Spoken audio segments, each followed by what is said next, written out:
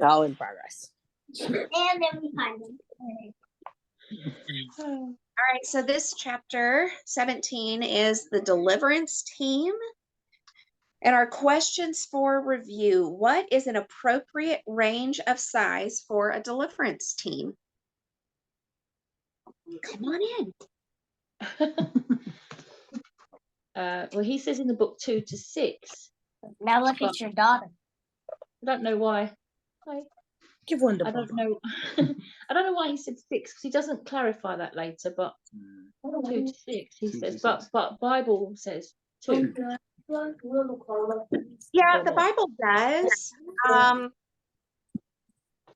I mean, I know that when we schedule small group prayer, I like to have upwards of 4 to 6. That way there's, 1, 2, or 3 kind of main leaders, someone who can worship, someone who can pray in the Spirit, someone who can praise Yah, like all the different facets of worship in the midst of a deliverance prayer. Though the reality is we usually end up with, 2 to 4 versus 4 to 6. Bonnie! Guys. But the only thing with that is on Zoom, it's a lot different. But obviously, face to face, when you're in the same location, it's a completely different dynamic. So Absolutely. we've had like 2 of us praying, and then what have we had? We've had somebody sitting, either one of us or somebody else sitting there reading Psalm 191, and or other scriptures. We've had somebody praying in tongues. We've not really had somebody singing. But then if you're on Zoom, you can't hear any of that, can you? That's the thing. And those things all affect the demons. The demons can hear you praying. Like when we've prayed Psalm 91, sometimes throughout that reading, the demon will suddenly go, what? And suddenly sit up, and the person, like, it will notice a certain word, and it will cause you to think, hang on a second. So then you read that verse again, and it normally helps you to discern something that's there. But obviously, if somebody's reading in the background on Zoom, you're not going to hear that, and somebody's praising in the background, you're not going to hear that. Yeah. And the other thing we do is, what was it? We have somebody praying and casting out in one ear, and then doing declarations in you are loved, you are loved, you are warrior, or whatever, in your ear. And that the demons don't like that, and that helps the deliverance. Well, you can't do that on Zoom. Yeah, that's true. That's the thing. So it's face to face, it's completely different. But yeah, 6 would be. And for the most part, we are only doing across a video chat. Occasionally Drew and I have the opportunity for in person, but most everything that we're doing is I can't think of the word I'm looking for. Virtual. That's the word. Yeah. But we have done it on Zoom meetings where the whole team are doing those things, and you can have more than one person speaking at the same time. But it depends what platform you use, because some of them may block, like this one. If somebody speaks at the same time, then you can't hear the other person because it blocks it off. Gotcha. Yeah, but some do work okay. But yeah, so anyway, his question was how many? So up to 6 then. If I don't know why he says 6, but yeah. Well, actually, the opposite to that is 10. Like we had 10, or quite a few people, and we. Sorry, I did say it would be long because we've got lots of practical experience with it. But like we've had, when we first learned to do deliverance, we didn't. We were too scared to sort of say, "Excuse me, could you all disappear? Could you all go away?" And people all came and all clustered round, and everybody wanted to have a go. So everybody was praying all at the same time, and we had like 10 or something people, and we could no longer say that we were the leaders, even though we were praying with these people. Everybody else joined. So you have to sort of cut it off and tell people, can you go away? There's too many. Somebody has to say that. Interesting. Okay. That's good to know. I'll tuck that away in my back pocket. Question 2. What is absolutely essential for a deliverance team? Kathy's not. I just wrote unity. Yeah. Yeah. Yeah. Yeah. I didn't think something else. As posted as I could go. Well, he said, just for the recording, for anybody who hears it after, it's because he was saying that demons like to split people up, doesn't he? Yeah. Yeah. In the book, he likes to they like to sort of disclose things between the group to make them have suspicion about each other, or start looking at each other like, oh, really? Is that what you're like? And then your focus is off the demon and onto the group instead. Yeah. So, Yeah. Well, and that goes into question 3. Why is that so? And it's exactly what you've been saying there. I wrote the enemy. Hold on. So why, or what is absolutely essential? It's unity. Why is that so? So that the enemy can't divide you, is what I wrote. Yeah. Mm. I also added he'll seek to create disunity. Yeah. Yeah. And then question 4, what if team members have different discernment?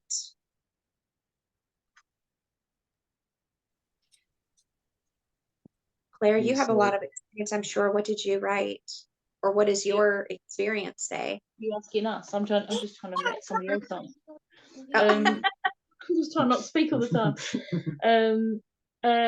Basically, you should let the person, if the team members have different discernment, let them bring it up, whatever they have, because normally, even if it's completely obscure, it's normally something that's like, we've had people. I've been in a group where somebody said, I'm seeing swollen feet and clouds on your feet, they said. And this person said, that's weird. I actually have like a problem with my legs and my feet. And they wouldn't have known that, you know. And it was nothing to do with the main issue, but it led us to the main issue by dealing with that. Yeah. It led us to the main issue. So it normally exposes something. So you have to let the person say it. Yeah, even if I it's agree. I said each should speak their discernment. And actually Bonnie and I had, was that just yesterday? Where we had, yeah, that was yesterday. You were on the call. She had said something and Bonnie discerned one thing and I was discerning something else. And I think both can be very helpful and valid. Yeah. Yeah. So I think everyone should speak their discernment. It's like there's so many different angles of things as well, you know, not just one straight line sort of thing. Yeah. Question 5. What is the best number of team members to be actively commanding the spirits to depart? Gabby, did you have an answer for that one? I just wrote 1 or 2. Yeah. Same as you. But again, just when you look at the Bible, like the one doesn't count. Oh, sorry, yes. Leader, the leaders. Yeah, the leader. This is talking about the leader, the one who's actually commanding to leave. Yeah. And then with that one, our experience with that is when we first started to do it, we had like it was annoying just to have 2 of us. Like we did it for many months, 8 months of daily having people come around our house, and it got to a point where we'd be commanding out together, and it was like a seesaw. It was like you're saying something, the other person's saying the same thing, and it just became a bit annoying. So we had to work out how we could not. I can describe that. Like you were saying, come out, go, leave, go, get out right now, leave. And it became like a seesaw like this. And it was like, so you had to add in some different vocabulary just so it wasn't annoying, because that was like something the enemy was using to make us stop. This is really annoying. It's going like, it sounded really weird. yeah, and also we were scared to take the authority as the leader as well. That's what I just said though about having a massive group. That's really, Yeah. Yeah, sure. But yeah, so yeah, one or two. Yeah, I think, at least in my experience, when we've got probably four, you know, and a lot of times when you do have four, you have someone like Jennifer who was on yesterday with us, who's wanting to see like, how does this work? I want to be able to do this, but like, I don't even know where to go, where to start. You know, so we've got three of us now who are really helping someone, and I think we have a really beautiful team where Well, even like with my deliverance, when you guys were working with my husband and I didn't feel like there was discord or disunity. I think I was distracted by Dave coming and going. But I didn't know how things went Yeah. either. And I was like, okay, he didn't know everything that just happened, and now he's thinking this happened. And it didn't. Yeah. But that was distracting to me. But all the things that I've seen you guys do hasn't there. I don't feel like there's been a disunity. No, I don't think so. So flowed really what you're saying then is you've got disciples really, if you've got a few people. So Yeah. like it you know, mentions later on about, you know, two people can be a married couple, or, you know, Paul and Silas or whatever. And so if anybody else, you're bringing someone else in, you're discipling them. And then, like, you know, you get to the point where then the they goal of can the group. Yeah. It's Yeah. to disciple. Yeah, Mm, that's the whole thing. And then they can start doing it on their own. Yes. And they can be the leader and that next. Yes. Because then you can like swap around, and now you're their assistant and they can be the leader. That's where more comes in. Well, yeah, that's what we use, that term mawl, MAWL, where it's you're modelling first, then you're assisting them, and then you just watch, and then you Then you leave let them go. and let them do it. So you can slowly slip back and let them do it. What's the last one? Model, assist, watch, And leave. Leave. lead. Leave. You leave them Leave. to do it. Yeah. Yeah. So then they have their own group. So yeah, we have the disciples, you know, they'd have one, they go in pairs, and they'd take a third one with them. But that's a different question when we get to that. Yeah, we jump the gun. Get to that when we get to that. Later on. Interesting.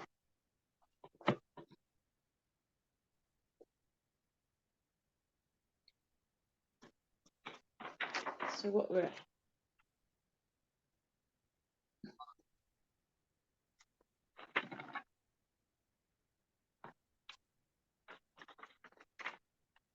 What's happening? You waiting for me?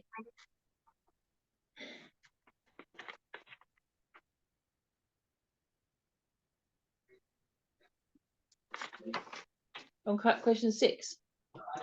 Yeah, let's move on then. What should the lead minister do if he or she becomes weary?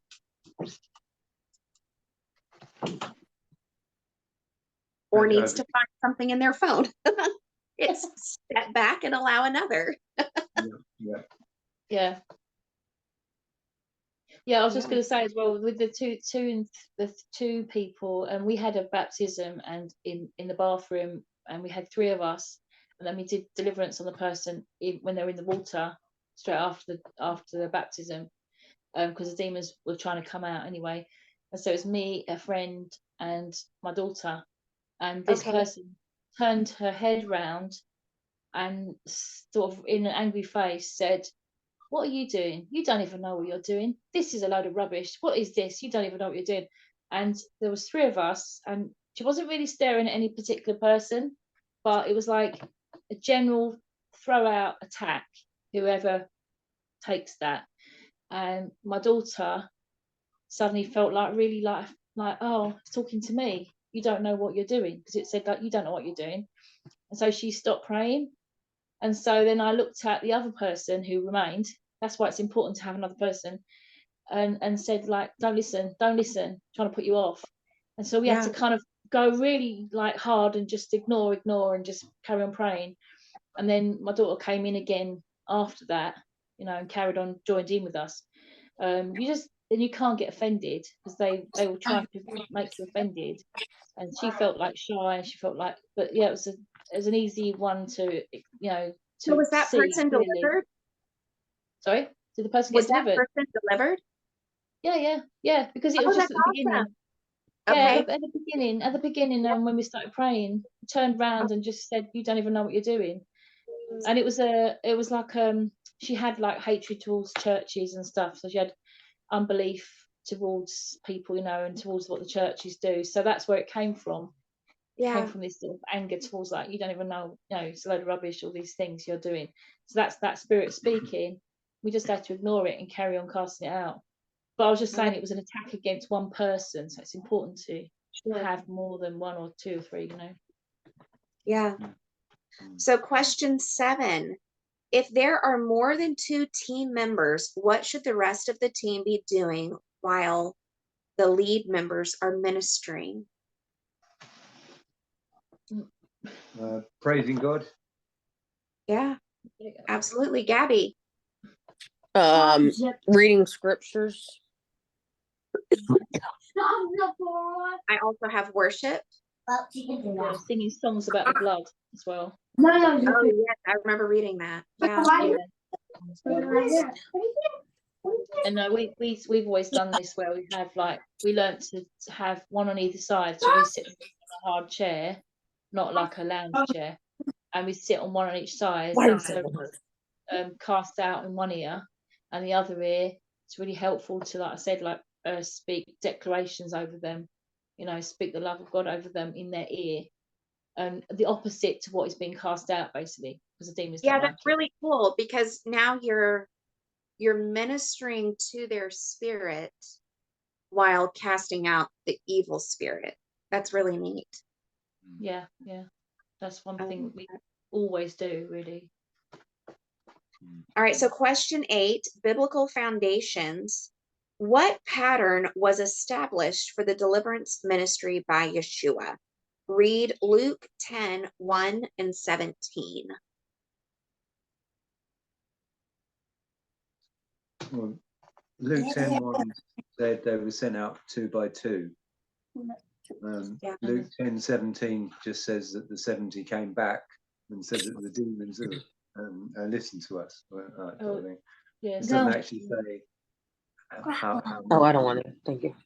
but they went out 2 by 2. But they went out 2 by 2, yeah. Yeah, that's what I have, 2 by 2. Did this pattern of teamwork continue in the early church in Acts? Name 2 examples. So I answered the question, yes. Mustache there. And then I've got Aquila and Priscilla. It's just her. We know.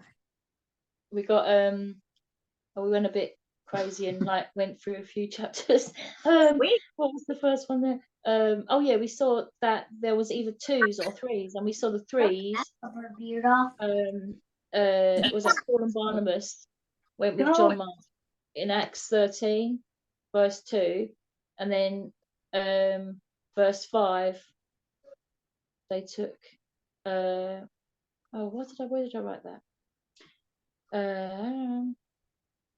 They took, basically they went in through. He started off with Paul and Barnabas, but were chosen by the Holy Spirit, and then they took John Mark with them as a third person to That's disciple. right. Yeah, Okay. yeah. Yeah. And then So yeah, Paul, to disciple, to train. Yeah. yeah. And then later on, And then Paul went with Priscilla and Aquila. There's another 3. and that's interesting because they were a couple, so Yeah. obviously he's training them as a married couple, so they can then do it on their own, which is that mall again. Yeah. You know, Yeah. so he's modeling it to them, and then he's going to leave them to be able to do it on their own as a couple.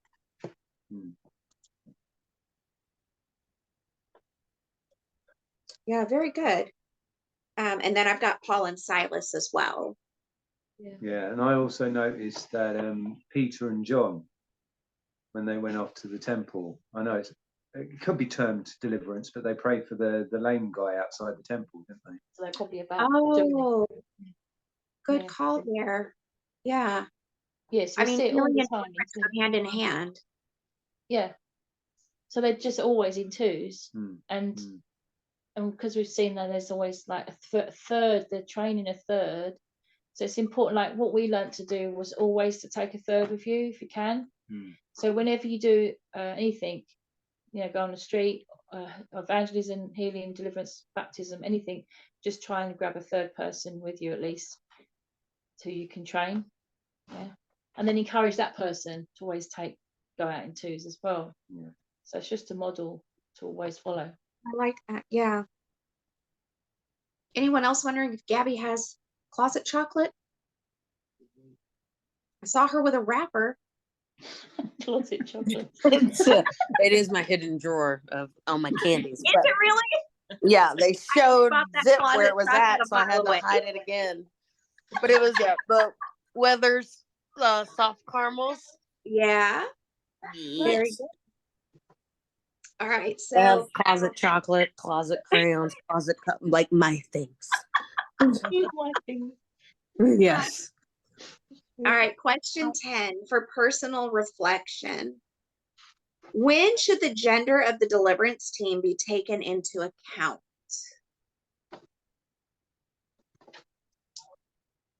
I have for the laying on of hands. Yeah, and also restraining sometimes. Oh, yeah. Now that you say that, I remember reading that. Yeah, because like we've done the when we did it here, you know, face to face with people, you do get some people that like slide off the chair or start hitting you or or hitting generally. Yes, you have to hold them down. So obviously you don't want to be holding like a big strong man. Did it there? Can you get No, we had that, a big strong man. We've had to hold down. Actually. Oh, we had one big strong man that was rolling around on the floor. You know, Martinez. Yeah. But apart from that, we haven't had any. No. No. Well, that's good. Gabby, did you have anything additional to add? No, I had the same laying of hands. Okay. Yeah. So when would you lay hands?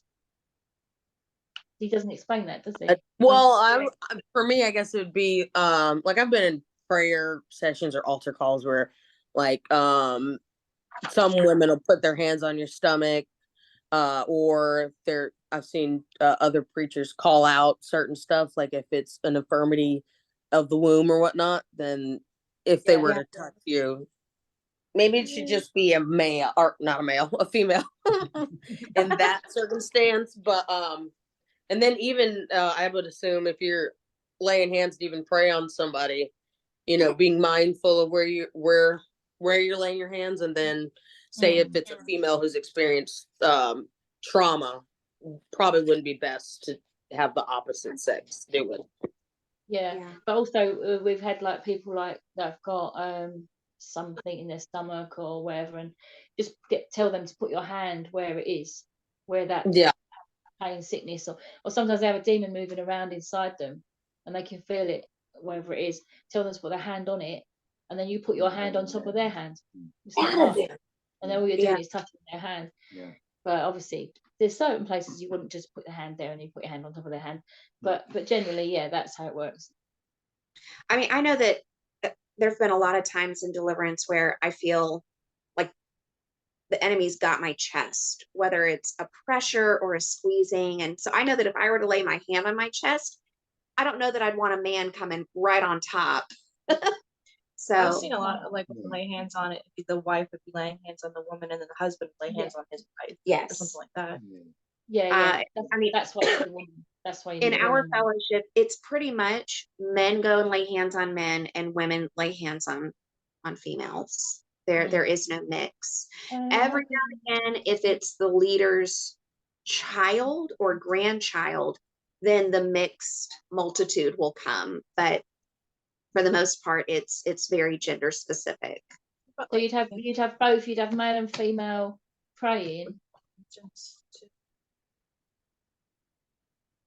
Not have. Yeah, that would be an instance. Yeah. So the lady that we worked with yesterday, you know, she was about to get into some fairly personal things, and basically she asked Dave if he wouldn't mind hopping off. And I mean, no one took offense to that. Everyone understood. Her own, yeah. Yeah, Yeah, yeah, yeah, yeah, yeah. yeah. We had that. Sometimes those Yeah. private things you don't want mixed. Yeah. Yeah. And it does get a bit embarrassing as well. You don't really want to hear all that. Yeah. It's, Yeah. yeah. Yeah. But then there's been a situation where we had that guy beginning with G who came around, confessed all that stuff. Oh, There was yeah, only me and Tim. There was only me and Tim. yeah. And he wanted to confess a whole load of weird stuff. And I had to be there. And having been being married very much helps, because it's, you know, okay, Yes. it's all rude stuff, but it's not that bad. And so I had to just grit my teeth and just get on with it. You know, and so whether it's male or female, it was the same repentance of the same spirit. Yeah, it is. So in that situation, you might have to do that. But generally, I couldn't say I'm going to leave, because Tim would have been on his own and wouldn't have been able to cope with that. So yeah, Sure. have to move it all around. Any other personal reflection? Well, anyone's thinking, I'll go ahead and announce that. So next week is going to be chapter 19, and I think next week is the double. So is it 19 and 16 that we're reading? I believe it is. Yeah. That's the Yeah, chapter. it is. Yeah, this is the week that we're on, and this is the chapter. The only thing Yeah. I've got for the last one, for personal reflection, is we were working out, trying